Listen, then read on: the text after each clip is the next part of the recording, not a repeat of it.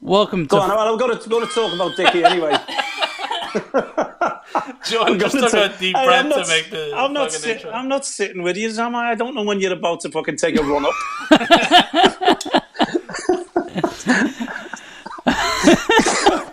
All right, John's butt I'll cheeks get back closer. I'll get back into the kitchen again. Go on. All right.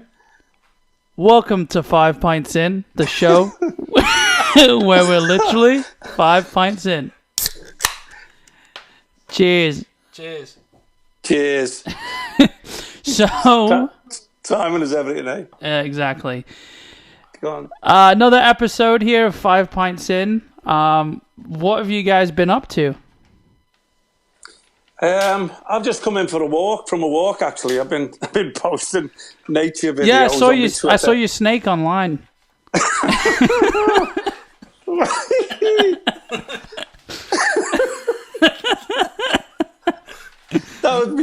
Was that on my toilet? Yeah, your toilet roll video. Challenge? Yeah. Toilet roll challenge. Yeah. Yeah. Oh, I couldn't find anything else to land it on. Yeah.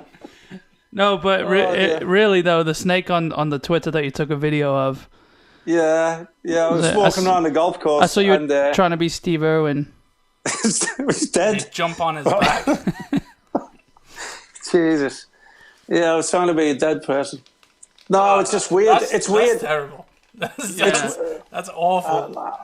Mate, look, you go and mess around with stingrays, you're going to get hurt, so no, leave that one. No, we all know you love him. So I do, yeah. No, I have got a little bit of Steve Irwin in me, actually, because I see a snake. A night out in 1995. It's the same bleach blonde hair. Yeah.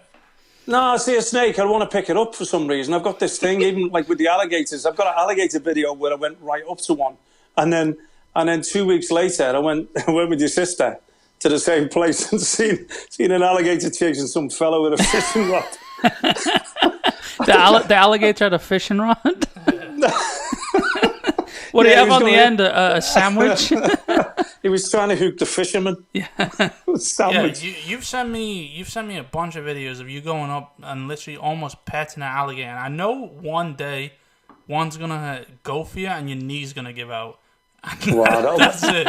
You can't run in zigzags with those 55-year-old knees, can you? What? It'll make for a good podcast, though, won't it? That's true. We'll have to get the video up. Yeah, so mate, you're still at work, aren't you, Geordie? Yeah, yes, essential.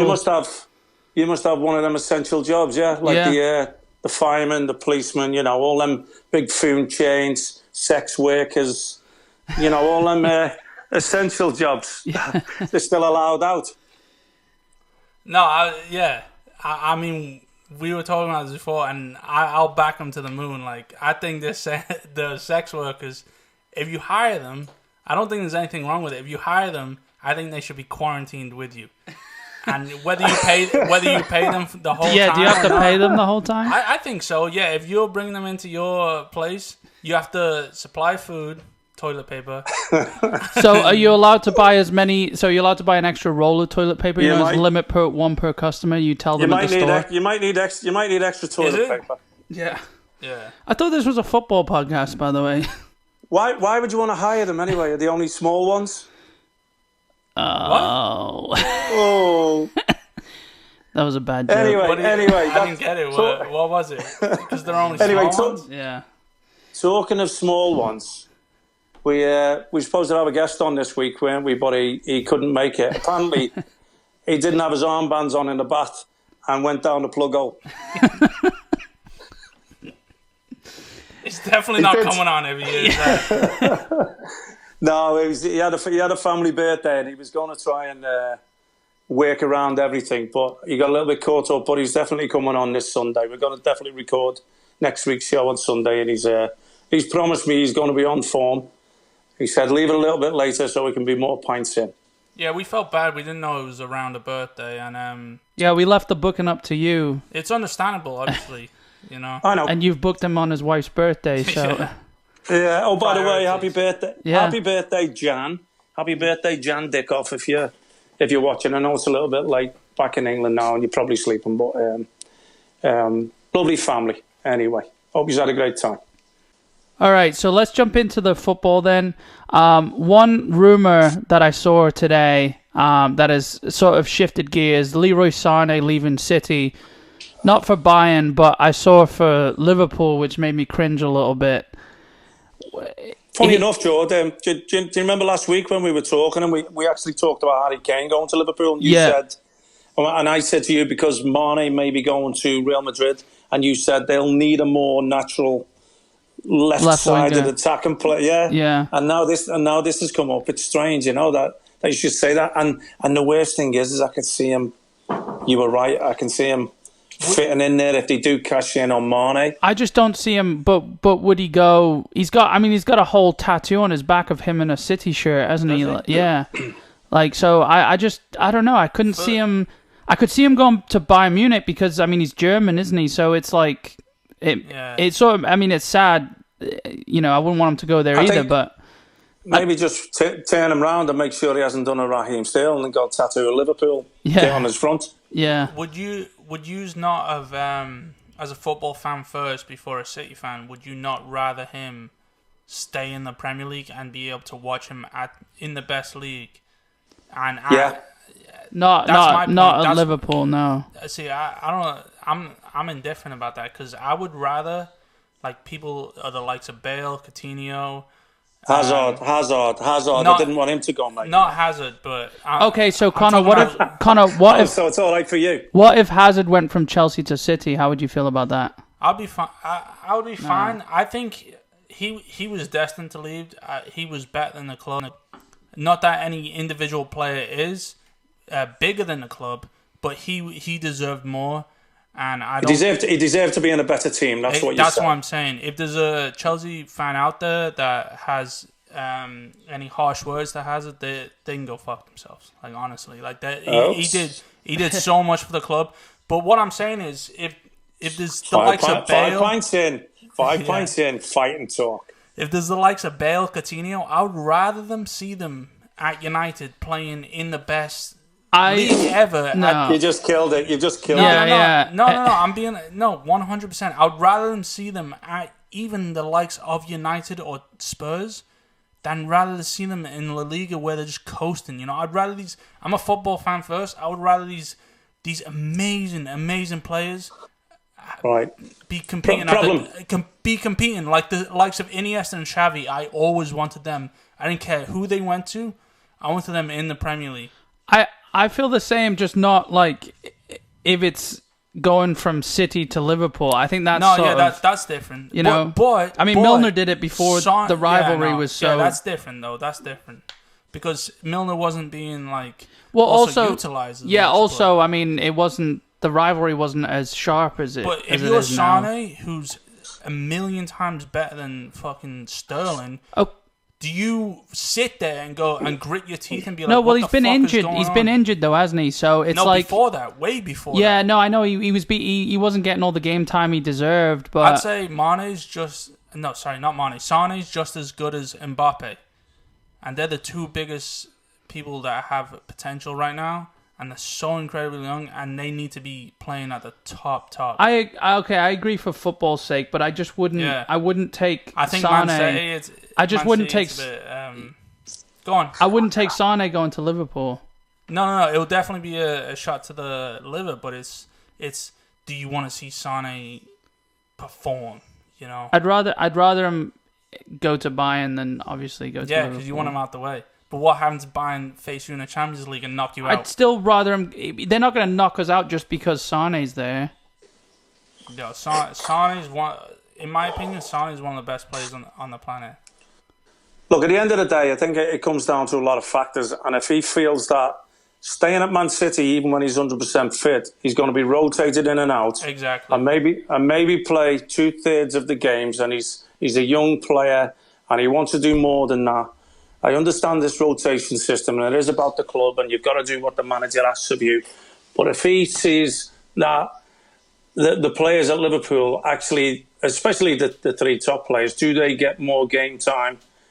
Play on a more regular basis than he is getting at Man City, then it won't be a fact of. It's not a factor of okay, Liverpool bested Man City this season because look, you can't say they're better overall. You can't say it's always going to be like that. But if he thinks but if he feels that a move, and don't forget, if you're trying to liken the Milner thing, I think Milner had done his time at Man City. It's different when you've got a veteran that has served his time and been a great professional wherever he's been, which he is, and he's still, for me, I still see him as an important player in the Liverpool squad. 100%. And he always will be. Yeah, I'm not. I'm not saying. I mean, I'm not likening it. I'm just saying it was the same. It was the same. I mean, it was City to Liverpool, wasn't it? It's not that rivalry though, George. It's not United to Liverpool. It's not a City to United. It's not. But right now, I mean, Sane. Anyone going to Liverpool from City right now, I think Sane is a big. I respect Sane wanting to leave for game time because he wants to progress and he's a fantastic player. You know, I don't fully understand why he didn't get the game time. You know, but again, that goes back to questioning Pep and do you at the end of the day, who is anyone to question him? So, you can say this. You look what he does. He nurtures players as well, but it's just that you got other factors like agents and obviously the less you play, does it affect your value? Yeah. If it affects your value, does it affect the agent's cut? There's a lot of things go on behind the scene. Well, there was also and obviously with Man City they change system as well. Pep looks at it as though if Mendy's there, then maybe you don't need the Sane. So there's other factors in other positions that Pep factors into it, and he works it. You seen what happened when he went to Real Madrid. He played with no centre forward and still comes away from the Bernabeu with a win away from home in the Champions League. So you can't question that man. It's a case of you can't keep no matter how happy they seem, and people are going to be happy in a squad that win things, but no matter how happy they seem, there's still something else that they want. There's still going to be them little things. Look at Jesus, how long he's sort of stuck it, coming in, going out, coming on. He understands, I think, that he's learning his trade, and he's in the best place, under the best manager. But he's also behind Aguero. Sane's behind Sterling. It's completely... Who's a right winger, really? But who's come over to his left wing and taken his spot. Not even that, but all right. I wanted to bring this up earlier, but you talk about the best front three of all time, okay? And Liverpool are a contender right now for the Mane, Firmino, Salah, okay? And you talk about Neymar, Suarez, and Messi, and I did want to bring up Hasselbank, Zola, and Flo, but if you talk about Sane, Aguero, and Bernardo Silva, they're up there, And I'm not saying Bernardo Silva's a winger, but I think he's so versatile that, that he can actually be part of that front three. To where he's not a fast-paced winger where you have to rely on him, but City have 60 to 70% of possession no matter who they play. So he is considered part of that front three. So I don't understand Sterling being picked ahead of Sane before his injury. And if I was Sane, I said it the second he got injured. I was like, I don't understand how any club picks him up after that ACL injury. Well, look. Do you think if Sterling, we could keep going back to this picture on the front of that Spanish magazine, and he's got the City shirt over one shoulder, the Real Madrid shirt over the other shoulder. If he goes, then Mane's probably not going to go. Then Sane's still in the picture again. You think Sane saw that and was like, "Oh, you know what? I may stay." I don't think so. Sane's been unusually quiet to the point where, like, who knows whether that's a good thing or a bad thing. I mean, he could just be sitting there laughing.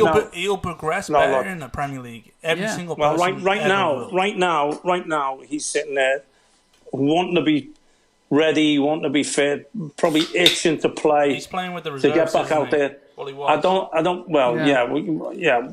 But you know what I mean? Obviously, this has put a halt to everything. But he must have been itching to get back, to prove himself for Man City.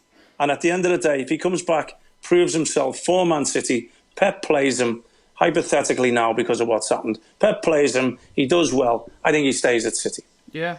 Okay. I really do. I could see it. So I have something to say real quick because I trust Pep 90%. I think Pep's the best manager that I've ever seen. Honestly. Yeah, no, I agree with you. Honestly, I'm talking about over the last 100 years. Yeah. Or whatever. The best manager I've ever seen, but he's had some questionable things. Like, wait, the best manager you've seen the last 100 years? I'm talking about like to do with like going back and like trying to do my research. Yeah. I'm just kidding. But I'm talking about when he took out Joe Hart and put in Bravo. When he sold Joe Hart and put in Bravo. I mean, it was probably I thought just as stupid as playing Sterling over Sane. Mate, but you look now though, and what's happened to Joe Hart, and he's been number 2 wherever he went after that. Yeah, I think Joe Hart still has a resurgence. I like Joe Hart. I'll take Joe Hart to the Euros and the World Cup every single day. One thing I will say, mate, being a little bit older, because some Nottingham Forest fans are going to throw Brian Clough's name in there, and some Liverpool fans are going to throw Bob Paisley, I know, Kenny Dalglish, and obviously, yeah. It's I know, but I know. It was a bold statement. Yeah, but you're talking about the modern game as well, and it's like obviously evolved. So it's obviously a biased view right now because the game is different. But also, I don't think Pep was there without the Cloughs or the Dalglish. I mean, he learned from Cruyff, didn't he? Like the Cruyff. Yeah, I mean, but Cruyff learned from these. I think it's hard to say. It's hard to say best manager ever. But you've got to say best manager now, or most innovative manager right now. I mean, I don't think anyone touches him. Yeah, I mean, I think. Look, I don't think I think anyone touches him within the last 30 years, and that's including Fergie. And I'm saying that. Oh, yeah. I know. I forgot about him. In fact, I didn't forget. I just blocked them out of my mind completely. So anyway, Con, let's. Okay, so we've made it the Sane. Hold on, me and Connor are just playing footsies under the table. Brilliant. I'm glad I'm not there. I'm glad I'm self-isolating then. Yeah, I'm gonna self-isolate. So what about Chelsea? It's something involving West Ham. I seen again Declan Rice, Con, and I know you've already said it that you don't want him there. But look, I've been speaking to West Ham fans through the week. I've done a couple of podcasts, and one of the questions was, who would you let go to rebuild? And I think I answered. I said, well, look, who is going to generate the cash for you to rebuild? Okay, that's a different argument. Yeah, and in that sense, I think Declan Rice would be the one for me that would generate how much the most do you think income. He would go for? I don't know, mate. It's ridiculous at this point right now. Let's say he goes for 70 million. I was gonna say 70. Yeah, I wouldn't let him go for 70 million. But I also think we're gonna come back to a transfer market that's that's gonna be a little deflated, where all these clubs. It will be a little bit false. Yeah. Well, I think now it's false. I think it's overinflated now. I think this might bring it back down. I mean, obviously not the right.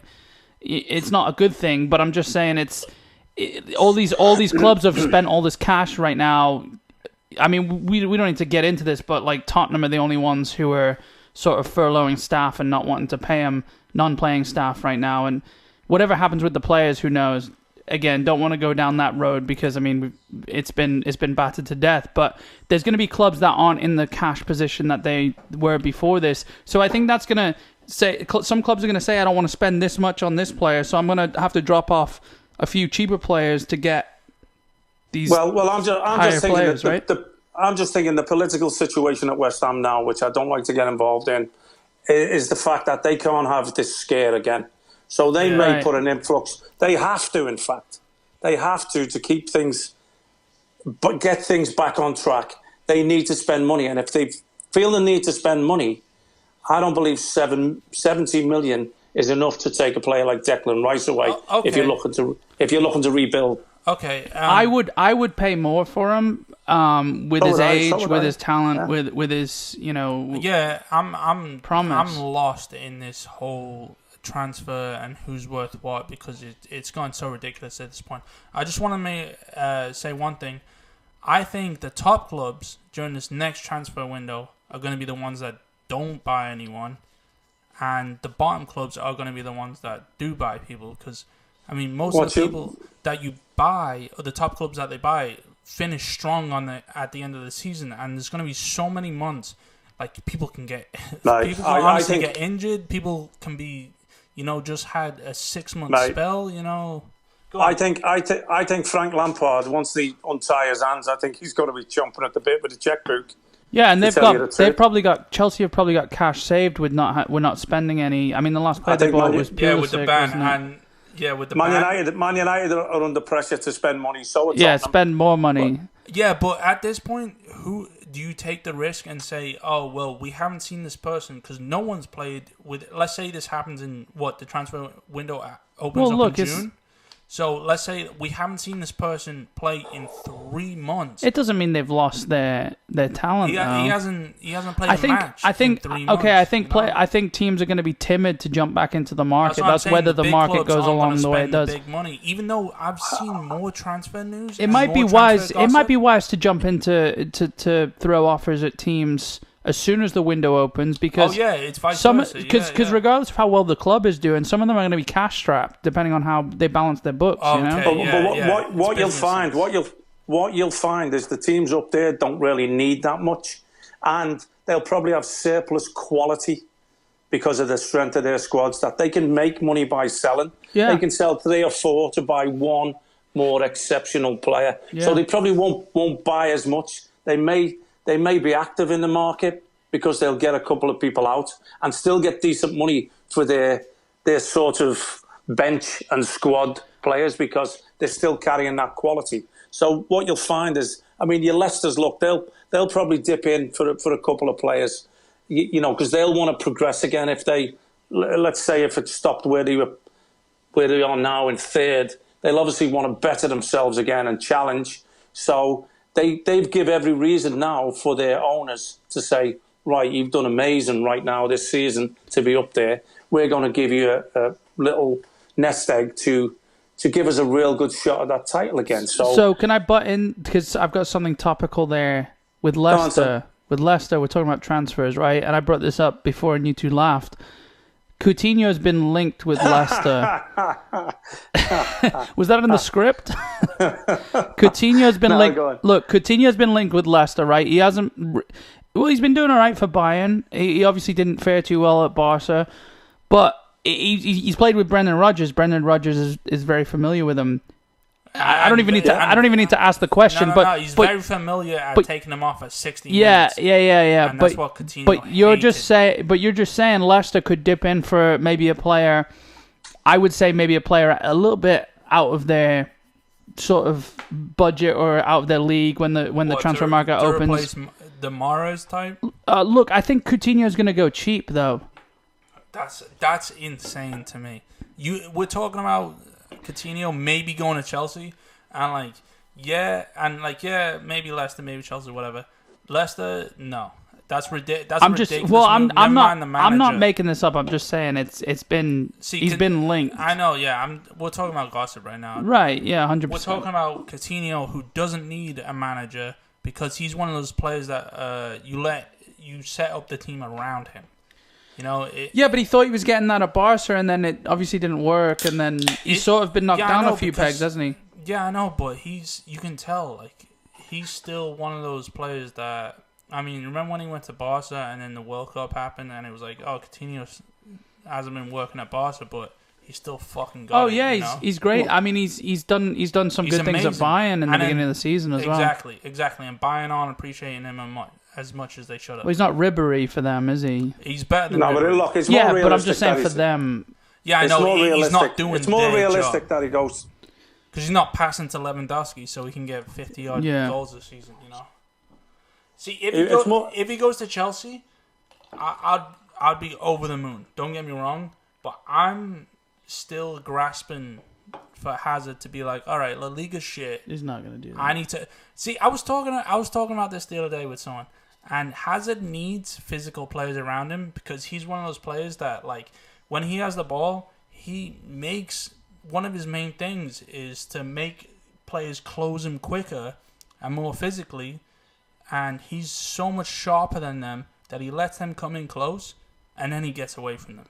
And La Liga, people don't fucking tackle you. They let you do fucking step overs and shit, and they want you. It's like it's like the Hollywood of football. It's weird, and I want Hazard to come back.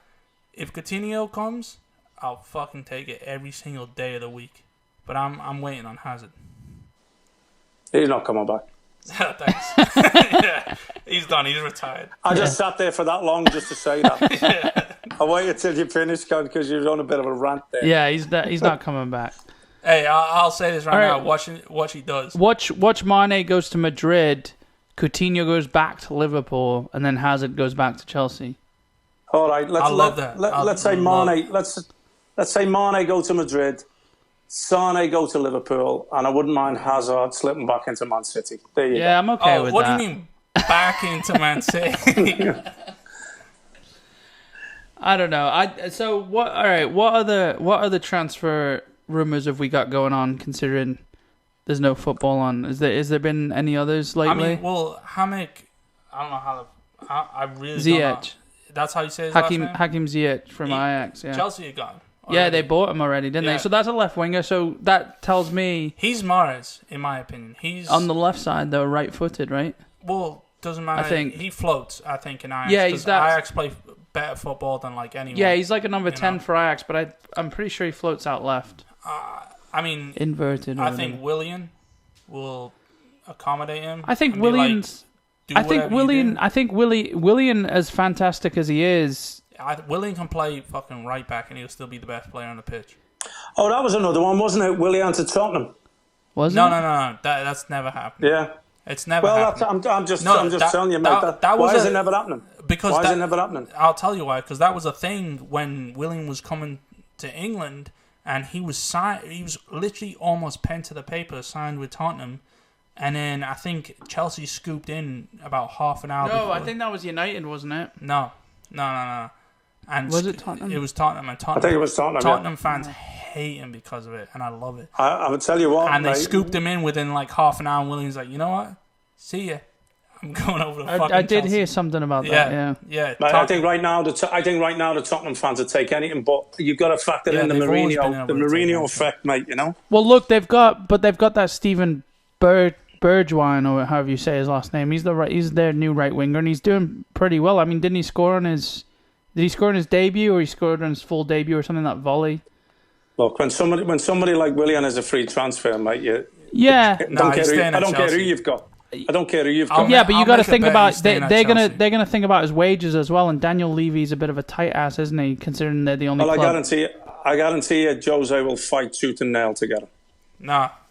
The Tottenham have a cap of 120,000 per and then player. there's also they do and And Willian's like, all right, I'm not taking. Which is also why Bale probably will never go back to Tottenham. Trust me, mate. There's other ways of getting money to you. See, that's another thing. I want Bale playing football, not golf. I wouldn't even mind him at City, and them just trouncing. I wouldn't care for him at City. You wouldn't care. He's one of the best players. Golf players? Yeah. He's one of the best golfers. Tiger said he could play professional. I just don't think he cares about football. No, but yeah, because that's what I say this time and time again. Casillas played for Real Madrid for 15 plus years? Yeah. Mourinho ruined him. Okay? Madrid ruined him. You go to Hazard. Madrid ruined him. You know, Madrid ruins players. La Liga ruins players that have played at a higher physicality level, because it's like going and playing in the under 21s, but the under 21s have more skill, but they're not as physical. It's like, how do you adapt to that? You know, like Bale was barging past Man United. Yeah. Like running from the back, taking on 5 players at a time, throwing him out the way, and then putting it and scoring a hat trick. Like, Bale is one of the best players today, and he needs to be in a physical league so he can show how good he is. And I don't care who he goes to. I don't give a fuck if he goes to Man United. I don't care if he goes to Man City. I don't think he'll go to Chelsea. I'm fine with that. I don't think he'll go back to Spurs. I don't see him coming back to the Premier League because of his wages, mate. I think China's the place he's going to go. See, then I don't understand. Like, he just maybe not now. He doesn't give a fuck about football if he goes to China. He doesn't. Well, I think Madrid are ruining him. I don't think if he gives goes a to shit about China, football. if he goes to China, I'll write him off. Like he cares about my opinion, but I'm writing him off at that point. all right, man. I think we've covered the transfers. Yeah, and who knows when or if they're gonna happen, and yeah, well, you know, such a mess. But that's the last of the worries, I think. You know, but it's still good for me. It's still nice to pick my phone up, have a look at the BBC definitely. Sport or whatever, and see, you know, who's talking about what and will this happen? What that happen? It keeps my mind sharp a little bit. Yeah, keeps me involved in the game. I think another interesting thing that ties in with that as well is most players whose contracts are ending this season, they end June 1st or something. So if the season goes past that, they're gonna have to negotiate extensions either monthly or by season. You know, so it's gonna be a weird one. There's gonna be curveballs. I'll tell you what. Let me throw one at you. Yeah. What about somebody coming in and trying to snatch Jamie Vardy? Is Vardy's contract up? You know, yeah. It doesn't matter, mate. If it's a big enough club with enough money, when you lead the scoring charts, I don't care how old he is because he's still like a spring chicken, isn't he? Yeah, absolutely. I mean, I don't know how old he is, just because. I mean, he's 34-ish or something. I mean, I think he's younger than that still. Mate. Is he? Yeah, but he looks late 20s. He looks late 20s the way he plays, though. Yeah, he still gives you that something else, doesn't he? Why wouldn't you take him? I mean, he was linked with Arsenal, wasn't he? He was linked with Arsenal a couple of seasons ago. Yeah. But I mean, I think if Kane goes from Tottenham, I think you'd take him there. I think, I mean, I could see him. Although, I mean, but like saying that, it's Leicester do pretty well with him, So, is he looking at Leicester continuing their form? I suppose that depends on whether Leicester are going to bring in players around him or not. I'll tell you what as well, mate. What about Bournemouth? It'll be a big deal for them if they lose Ryan Fraser. He's on a free, I think, at the end of the season, and he's obviously not going to turn his nose up at a move to Arsenal, which there's been talk about before. I think he's a great player. He's been linked before. Also, him and Kieran Tierney, two Scottish, players. Kieran Tierney being left back at Arsenal, there's a good connection there. Good chemistry between the two. I think Fraser, he's great, isn't he? I mean, I think he's got a lot of talent. Busy little type player, isn't he? To the Premier League if they get relegated. Yeah, they're not getting relegated. We can't talk about that. We can't talk about that. But I'm saying it's one of those that I'm sure is in the back of his mind. Of course, it's in the back of his mind. His contract's coming to an end. But while fighting, while your contract's coming to an end, and while you're clearly a valuable player. Yeah, I'm sure he's one of them players, mate, that even if he does feel he's moving, that he'll put everything out there on the pitch. I know, he's actually come out and said that since the transfer talk started, he feels he's let the squad down a little bit. Yeah, I saw that. He said he let his head go a little bit, yeah. Which is big of him, mate, It is. And obviously Eddie Howe will know if his mind's on the job or not. Yeah. When they do eventually get back, he's an asset for them to get out of it. Yeah, I do respect that though. He said his head was a little out of it, and now he's 100% back. Focused on Bournemouth. What better way to leave, mate, and say to yourself, you know what? I fought the fight with them at the end. I kept them up. I helped kept them up, or I produced so they stayed up. Then I can leave on decent terms. Nobody's going to query. If you don't turn down Arsenal. Yeah. You know what I mean? Although it does seem like everyone's linked with Arsenal. Everyone ever gets linked with Arsenal first, Yeah. Like it. Yeah, I think nowadays it just, Yeah. I think it only scuppers it when people hear that it might be a swap deal for Granit Xhaka. So, Dad, I've had something that I've actually wanted to ask you for a while before the podcast. Something your favorite assist, like you were a playmaker, and obviously, I mean, YouTube doesn't do you justice. But if you go and look at, thanks, mate. Wait, he's on YouTube. Yeah. No, I actually wasn't giving you a compliment there. But all right, mate. Lay it off. Go on. No, I was. Because obviously I trained with you all my life, and you're known for your assists. Not so much your goals, but even in training, you would score the craziest goals. So, I know YouTube. If you go on YouTube, the only goals that you score are obviously world-class goals. And it's funny because you're not a good finisher, so... I wondered what that was building up to. No, honestly, it's like if you're one-on-one with the keeper, you're not putting a Thierry Henry in the bottom corner, but to you're be fair, putting it in the top corner. Didn't he send us a... Sorry, just to interject. Didn't he send us a video? What was that video you sent us the other day of you scoring against... who did you send? You sent me a video the other day. One of and the you three teams that he scored dinked against. the keeper. Yeah, that was Birmingham. That was towards the end of the season, the promotion season. Yeah. You know what's funny, actually? Look, if I was one-on-one with a keeper, I was in the wrong place. This was what I'm saying, this was one of those where you popped up in the box because you thought you were going to Dublin if you scored the goal, wasn't it? But it's funny because someone we know, Connor posted on what was it, Facebook, and it was like, what was your favorite Ian Bishop goal? And someone we know, I don't know if you've seen it, but someone we know wrote Keegan, both of them. No, it wasn't. no. It was Martin. Martin wrote both of them. Yeah. Did he? Yeah. All two of them. All two of them. Sorry, just so to go back. Yeah, so I'm just happy I don't have Facebook then. Yeah. It's the only reason. But no, I've honestly always wanted to ask you before the podcast actually that what was your favorite assist that you did? Because right.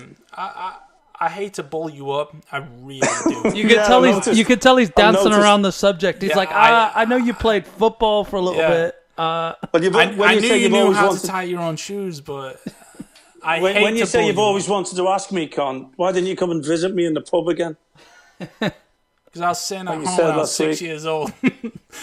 No, I hate to bull you up. And you know that. I hate to bull you up. Yeah, big time. Yeah, I know. Yeah. I'd rather. And you know what? I'm a modest kind of guy. Exactly. I'd rather if anyone said, "Oh, your dad was good," I was like, "All right, let's go put our boots on and let's see if he shows you that he's good." All right, go on. Get to your question. Go on. So, what was your favorite assist? Because I know I hate to say it, but I put you up there.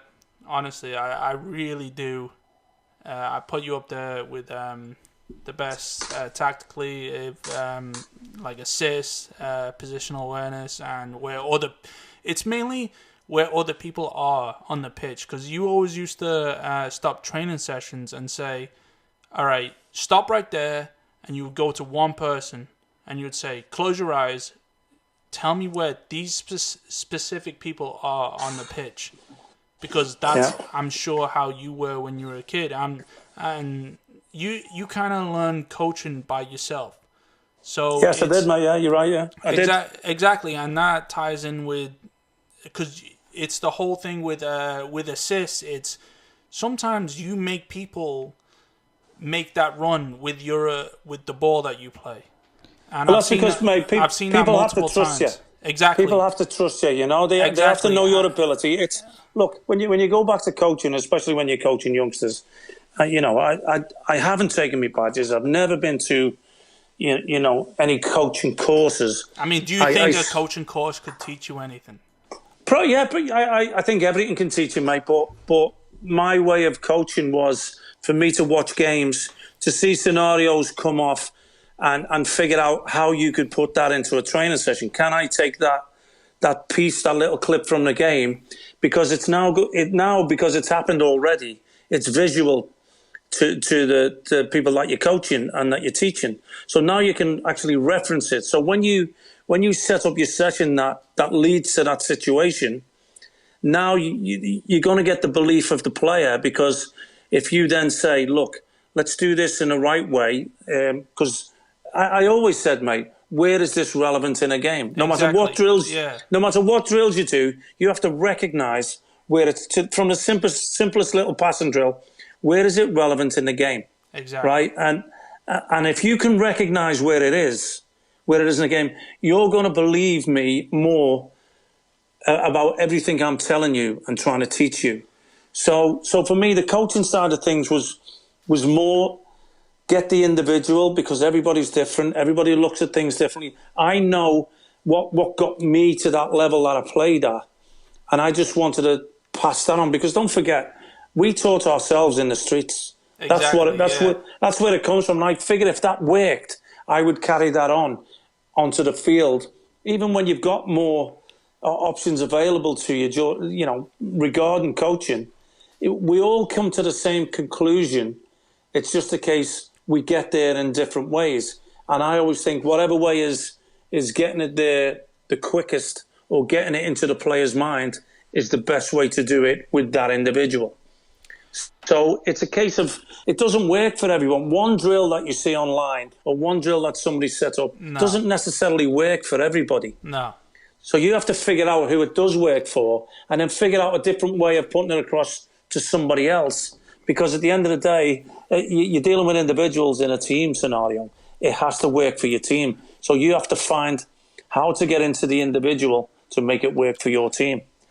And for me, the simplest thing was to be able to relate it to a clip from the game.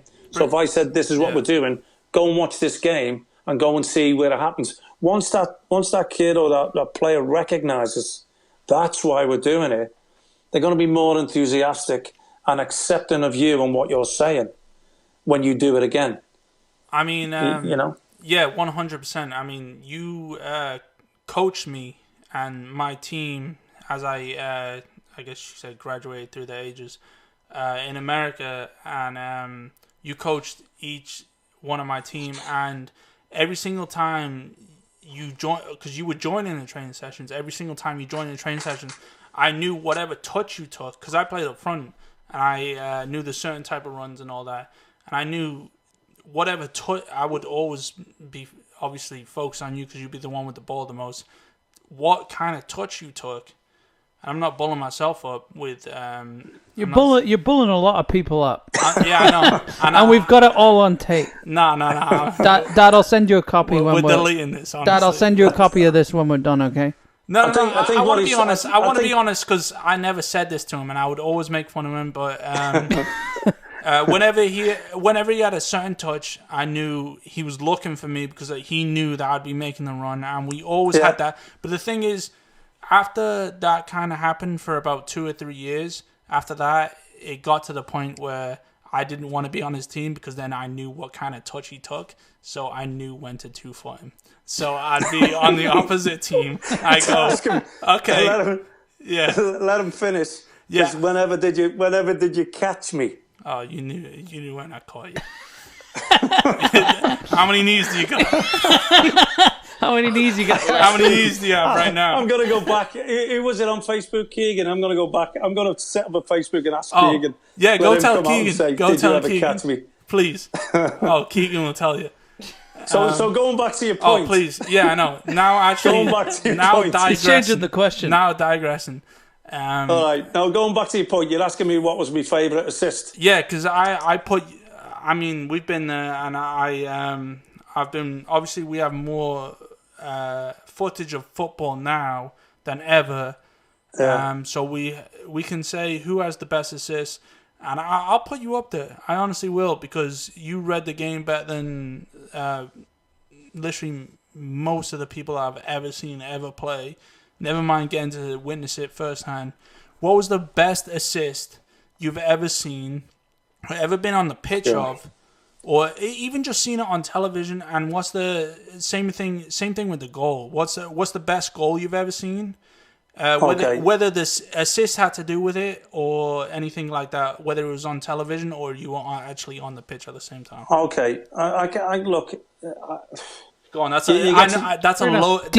Deflate your head. That's a yeah. Please, that's a loaded question. I can get there. Look, I remember one season. I think it was the season Blackburn won the Premier League. I remember putting a ball in for Ian Dowie where I've had to take a touch on the half volley past, I think it was Tim Sherwood, who tried to bring me down. I managed to stay on my feet and in the next stride whip a cross in, and Ian Dowie scored a header. But the significance of it was more than anything, because I think we were late in the season and we were still having to struggle to fight to get out of relegation, and the win itself was massive. But I really, the freshest things in my memory, Sean, is somebody posted on Twitter the other day. I think we beat Man City 4-2 at Upton Park, On the left foot, outside the left foot. Outside of the left foot to Danny, remember. the Portuguese kid who was up front, a young lad who'd come and play for us. But it happened. I mean, the pitch wasn't the best, to be fair. And I remember Michael Brown playing for Man City at the time, and I've had to sort of draw him in first.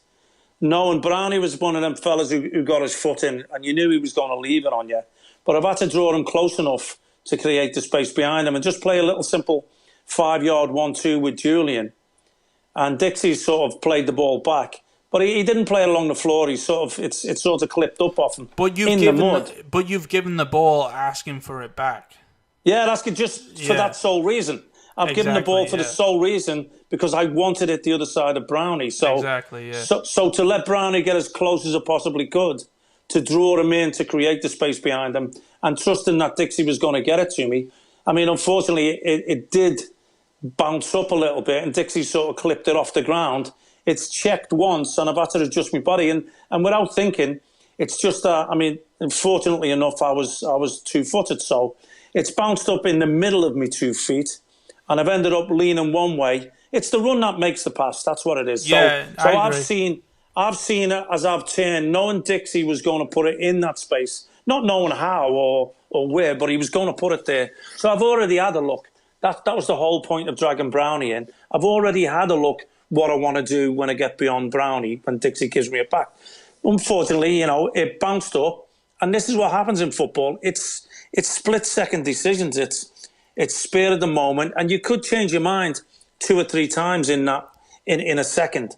But as the ball's bounced up, I just felt if I leant a certain way, I could get my left foot, the outside of my left foot around it, and I know I could ping it into his path. I mean, it's obviously it was pleasing that he finishes, because if you're asking about assists, the amount of times that you play an assist and they don't finish it, out of this world passes, and because they don't score, it's not an assist. So it's great when they do finish it off, So sorry, you just said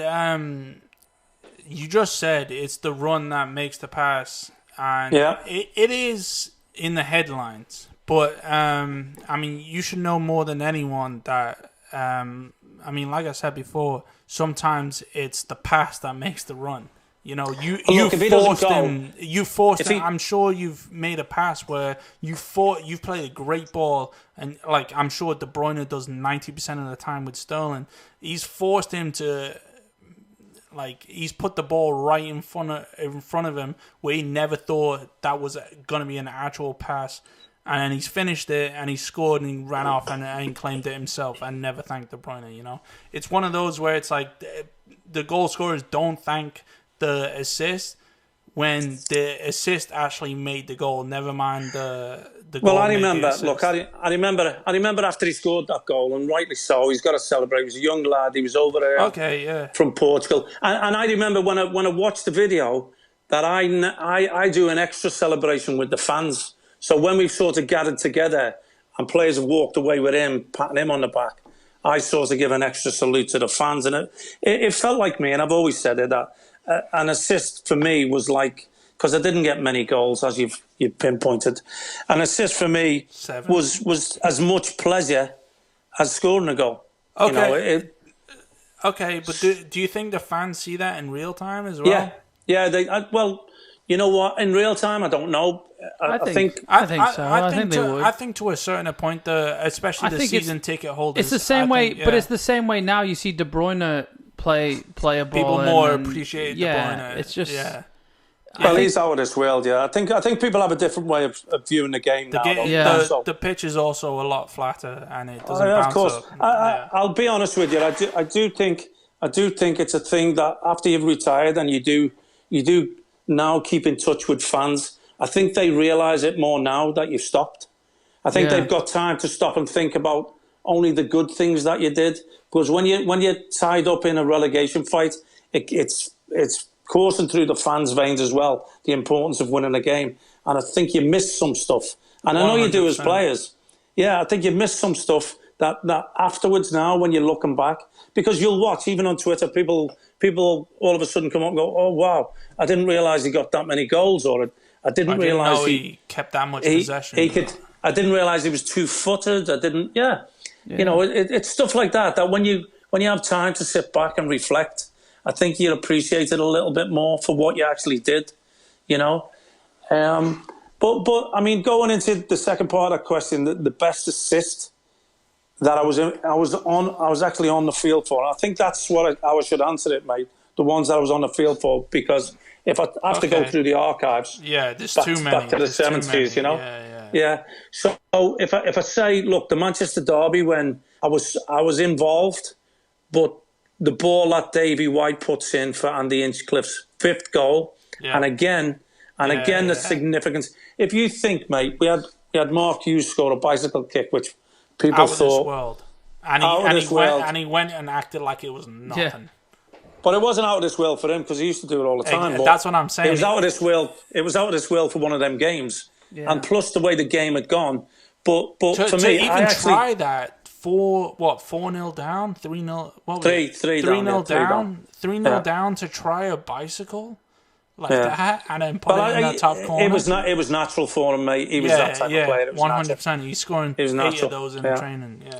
Well, anyway, so I've sort of got to pick the ball up in the middle of the field in the centre circle, which was where I used to hang out most of the time. And I've ended up for the 5th goal playing a ball in behind the fullback for David White. And to be honest, mate, most 99% of other people would have took a touch and whipped a cross in. And then Whitey just sort of fallen back, hit it on the half volley. Inch perfect, obviously inch perfect with Inchy coming in. Yeah. Andy Hinchcliffe, the 5th goal, it was just, I think I took one touch to check back and then put the ball, like you were saying earlier, you knew with my first touch what was going to happen. If my first touch had come either way, you knew if you could run or not. That was the same thing. I checked onto my right foot, put the ball over, a little bit of backspin on it, it's checked as it's bounced, and he's whipped it in, and Inchy's scored. So I'd say Whitey's assist in that, which I'll be honest with you, back then he did it a hell of a lot of times, you know.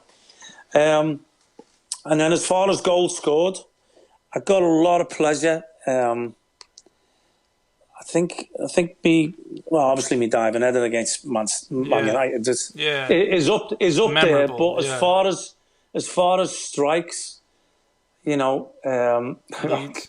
Leeds. Thanks, mate. Yeah, Leeds. Was it your left foot against Leeds? No, it was my right foot against Leeds on half volley. Yeah. But I hit a left foot. I mean, it's not glamorous, but Port Vale away. Yeah, it's I think that's what I was thinking of. The Port Vale one is. That's what it's been on Twitter today. All my friends asked me, he's like, "Oh, that was a good goal. He was left-footed," and I was like, "Yeah, no." I think we have videotape. We have VHSs, don't we, of all your goals? No. You put it together somehow. Yeah, no.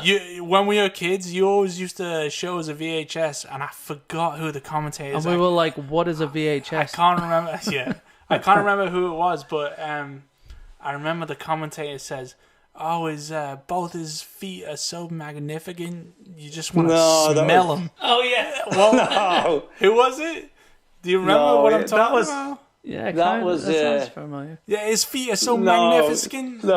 Magnificent. We know he's got lovely feet. Yeah. Something like that. Yeah, we know he's got lovely feet. You just want to smell him or something. No. I don't think he said smell him. That sounds like something Ray Hudson would say. Yeah, I know. It was almost... We actually just came across his Twitter. What did he say? He said, he's a verbal gymnast or something. A verbal gymnast, yeah. But don't. He's got millions. Anyway, so there was a goal with my right foot against Blackburn as well that I killed in the top corner. I think that was 91. So you know this. But me sort of favourite goal that I've been involved with, it's got to be, I'm going to say Mickey Hughes in 95 when we stopped Man United winning the title. That's good for both City and West Ham fans, isn't it? Yeah. It's a West Ham goal that would please City fans. Yeah, definitely, mate. Yeah. It pleased everybody. And I spoke about it through the week on somebody else's podcast. And we celebrated that day like we'd won the league. Yeah. Hey, Dad, I just want to add something in really quick. I don't know if you remember. when you were coaching me, I think I was about 13, 14 at the time. We went and played in this tournament or something, and they were allowing special guests. I'm throwing up quotation marks. They allowed special guest players, but they allowed people over. They allowed any ages, and so we ended up playing. I don't know if you remember. We ended up playing a team with a coach in it, and then the first game we beat them. And you were coaching us, and you were like, "What the fuck is going on? Why is the coach playing in that?" And then the second game, you ended up playing with us, and then you had this thing that I don't know if you did when you were playing, but you know how when the ball comes, I'm sure all people that have ever played football, when the ball comes across you and you strike it, and you strike it in a certain way that. It was kind of how Cristiano Ronaldo made his dip. If you strike in a certain way, if you strike across the ball when it's coming across you, it can go a certain way. But you did it where if you would put it, if the ball's coming across you, you would hit it with the instep inside of your foot. Inside of your foot, yeah. Yeah, and you would pass it like that. And and I don't think I've ever brought this up to you actually, but I made a run and the ball came across to you. I think it came from the left wing. You were playing in the middle because coaches were allowed, apparently. This was a fucking crazy tournament. And you've played a ball around like 3 different people with this ball, and you played it with your right foot, and you've hit across it with the inside of your foot, and it's gone around 3 different people. I think I dinked it over the goalkeeper. I don't even know how I finished there. I was so focused on how it actually ended up to me that like when people were running up to me after I scored, I was just looking at you and you were already at the halfway line. I'm thinking, Jesus fucking Christ. Putting me hip back in. Yeah, and I was like, I'm never going to tell him about this because that was probably the best pass I've ever seen in my life. And thanks, mate. You've done well for me this week, mate. I'll tell you. I'll tell you right now. Yeah. Not a weird compliment. It is as if you're side footing it, but you're going across. Let's say from your right foot, your right leg ends up right across your body, but still with your foot open. It's like you're whipping it almost. You're literally curving it as if you hit it with the outside of your right foot, but you're using the inside and really slice it. You'll have to put some swing on it to actually get the connection and make it swerve. Yeah. And you're more or less trying to miss it. You were at the halfway line and I was nowhere near the box, and it was almost like you made that, like, because I saw it was coming to you and I was like, oh, he's gonna get it to me, and I saw that's how you got it to me. And I scored. The thing is, I don't even remember how I scored because I only remember how you passed it to me. You remember the pass, yeah? Exactly. Well, that's all I remember, yeah. Well, let's hope that's what Danny says with that outside of the left foot as well. Yeah, let's hope. He doesn't remember his goal. He remembers my pass. Remember how good you were? Yeah, I know. Yeah. All right, then. I think that's Sorry. You've done me well this week, Con. Yeah, I don't want to interrupt you basking in the compliments that are coming from Connor, which is very rare. I noticed not there hasn't been any from you, George. Don't worry, next week I'm coming for you. I'm just sitting here like, what the hell? Yeah, I'm coming for you next week. Don't worry. I'm talking about all the times you tried that and it went out for a fucking throwing. So. Yeah, right. I mean, I didn't really play. I didn't really play in those games. I was usually on the side. So yeah, I'm actually being honest at this point. So yeah, good man, mate. I think we'll finish on that. Yeah, listen, I think that's a good point. It's been good. You know, we've adjusted a little bit with my little mate not being able to do this week, but we look forward to having him on Sunday. And I think especially in the beginning, I've had a lot of fun tonight. Yeah, and a lot of pats on the back. Yeah, a lot. Yeah. Are we? Yeah, take it in because it's been recorded. You know, so yeah, it doesn't happen often. Eh? Connor's got all the compliments out. I'm waiting for my compliments next time. I need to go get a bar of soap in my mouth. Fucking complimenting you this fucking much. So yeah, it was a good episode though. I just want to remind you guys to go follow us on Twitter at 5 Pints In. You can find us on Instagram. It's 5pintsin.podcast. And you can listen to us on Apple Podcasts, Spotify, and all that shit. If you go to anchor.fm/5pints in, you'll find us on there. We're on YouTube and all that stuff. So, all right, guys. Don't forget, if you get bored, them essential sex workers. Yeah, if you're bored. If you can pay them long enough to say yours. All right, man. All right, guys. Well, enjoy. Thanks for listening, everybody. Yep, enjoy the rest of the week coming up, and I'm sure we'll have some fresh content for you next week. And it's good talking to you guys. Hello. See you.